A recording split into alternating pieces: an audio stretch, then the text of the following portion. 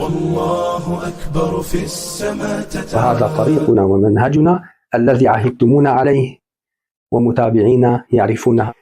فشروط المفتي أن يكون قادرا على استنباط الأحكام الشرعية والحراسة، فبقدر علمك ذمته إلى الله، ويبين لمن يعبر له الرؤيا ونصيبه، وأن الرؤيا لا يجوز أن يبنى عليها أو إنذار أو أنها من أضغاث الأحلام.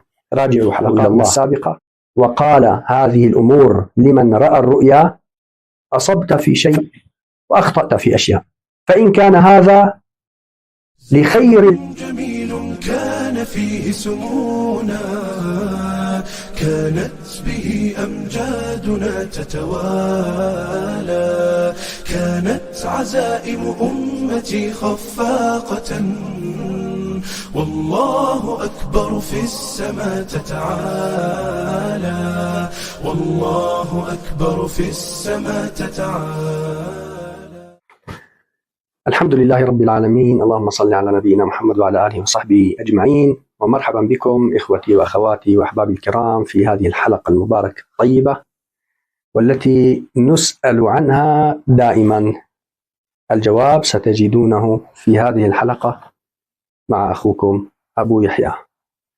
السؤال الأبرز الذي دائما نسأل عنه: ما هي طريقتكم في تفسير الأحلام ومنهجكم وعلمكم في هذا المجال؟ أحبابي الكرام، بداية علينا أن نعلم أمرا في غاية الأهمية: منهجنا وطريقنا في تفسير الأحلام هو أسوة بسيدنا يوسف عليه السلام، ألا وهو الدعوة إلى الله جل وعلا. نعم، عندما سأله صاحبي السجن عن رؤيا رأياها في السجن، فبدأ بالدعوة إلى الله.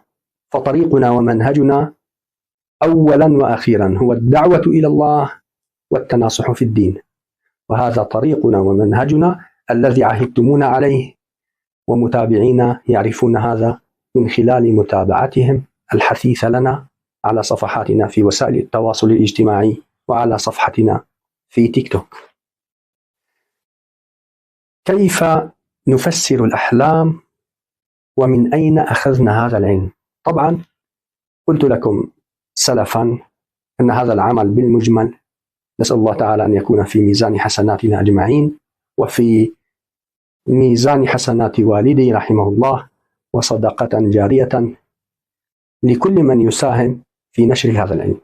فوالدي رحمه الله هو الذي علمني وفتح لي الباب في هذا العلم. كيف نعبر الرؤى؟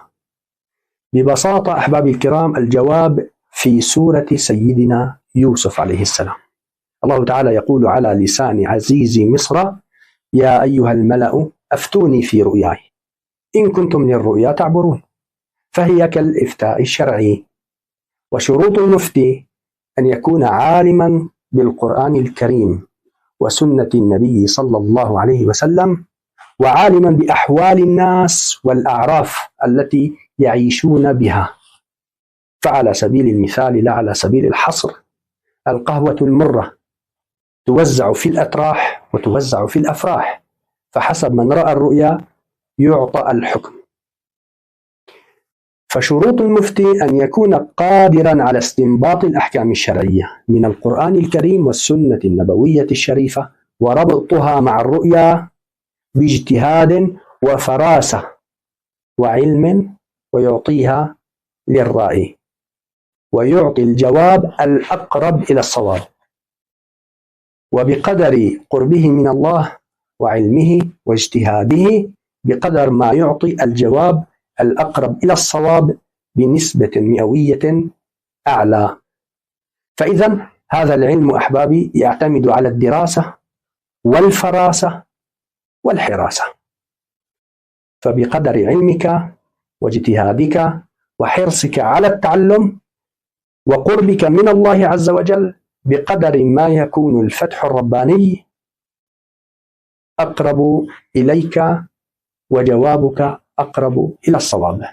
وهذا الميدان أمام الجميع، كل من أراد أن يجتهد ويعمل بهذه الخطوات فليتفضل، وهذا الميدان للجميع.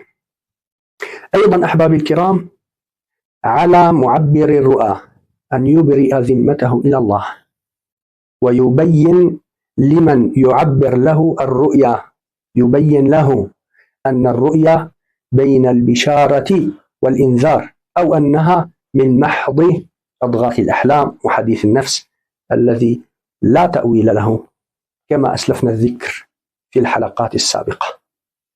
فإذا ما بين الرائي، بين المعبر، معبر الرؤى للرائي لمن رأى الرؤيا هذه الأمور، فلا حرج عليه بما يتكلم من علم واجتهاد بين دفتي الكتاب، طالما أنه أبرأ ذمته إلى الله وقال لمن يعبر له الرؤيا أننا لسنا أنبياء، إنما نتكلم بعلم واجتهاد، نخطئ ونصيب، وأن الرؤيا لا يجوز أن يبنى عليها حكما شرعيا البتة.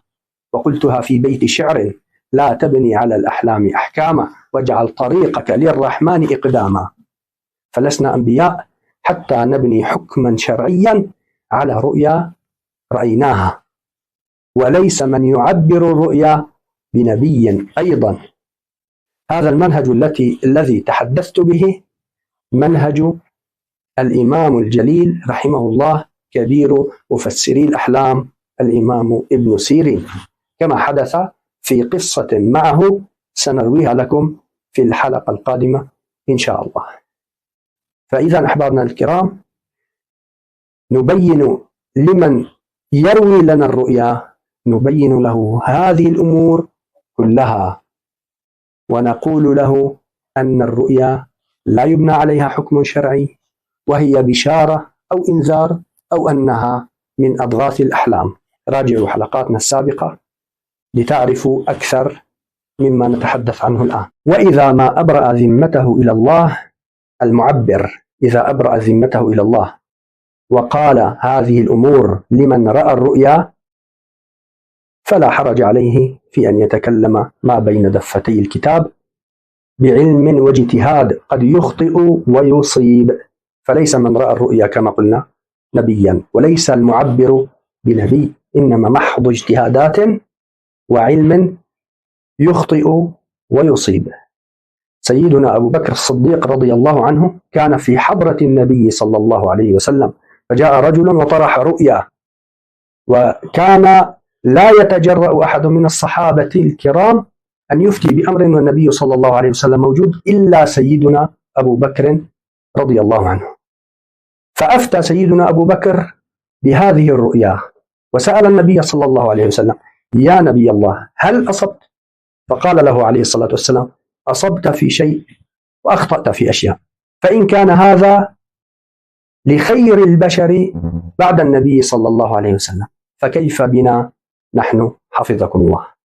إذن هي محض اجتهادات وعلم، علم ينتفع به، نسأل الله تعالى أن يكون كذلك. وهي بين البشارة والإنذار، وإشارات تأتي للإنسان بقريب ميت متوفى يطلب صدقة، يطلب دعاء واستغفارا، قد تكون إشارة إلى أن عليه ديونا أو نذورا، فلا حرج في ذلك، وطالما أن الهدف منه الدعوة إلى الله والتناصح في الدين. هذا والله أعلم، والحمد لله رب العالمين، والسلام عليكم ورحمة الله وبركاته.